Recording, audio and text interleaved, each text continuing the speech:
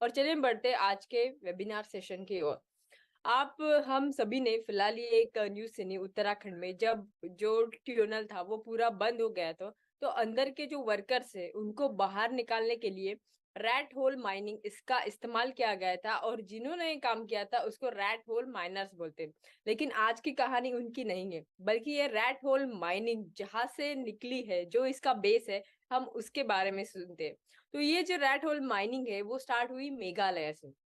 मेघालय एक ऐसा स्टेट है जहाँ पे कोल माइनिंग स्टार्ट तो हुई, लेकिन वो बहुत ही छोटे छोटे लेवल पे।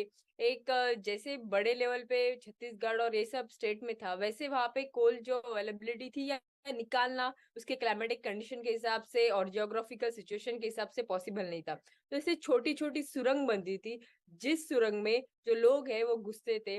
जो दुबले पतले हैं उनको ज्यादा रोजगार मिलता था, और इस तरीके से पूरा जो मेघालय का स्टेट है वो उसके ऊपर ही निर्भर था। जब ये कोल माइनिंग एक लेवल के ऊपर चला गया, तब नेशनल ग्रीन ट्रिब्यूनल ने यहाँ पे इंटरफेयर किया और यहाँ की जो कोल माइनिंग है वो बंद कर दी। जब ये बंद हो गया, तो मेघालय के सभी लोगों के पास ये जो इम्पोर्टेंट चीज थी कि रोजगार की, अभी वो क्या करेंगे।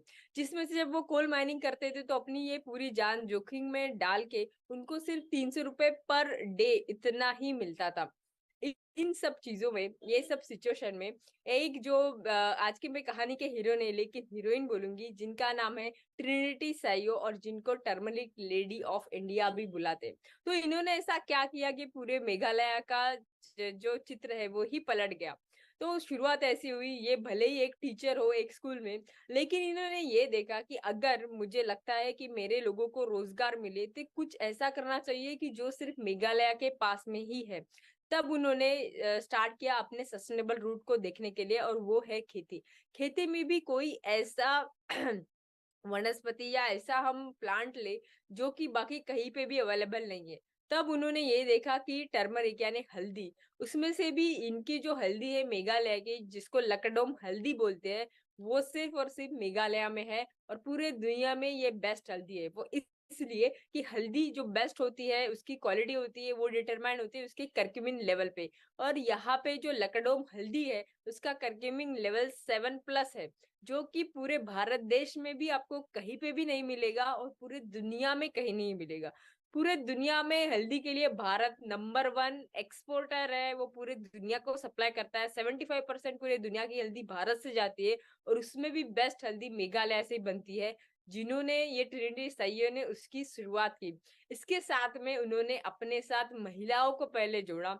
आज 1000 से भी ज्यादा महिलाओं को उन्होंने रोजगार दिया, और उनका ये मानना है कि सभी महिलाओं इनसे लाइवलीहुड जनरेट कर सकती है, जो कि माइनिंग जैसे रिस्क वाले रोजगार से ये बेहतर है। तो सब लोग अभी धीरे धीरे छोड़ के जो ओरिजिनल इनकी खेती है लकड़ोम की, वो उन्होंने करना शुरू किया। इसके लिए उनके लिए भारत सरकार ने पद्मश्री अवार्ड भी दिया, जिनको उससे नवाजा गया। और जो सब्सिडी है वो भी स्टेट में 75% से ज्यादा इनको इसके लिए सब्सिडी भी दी।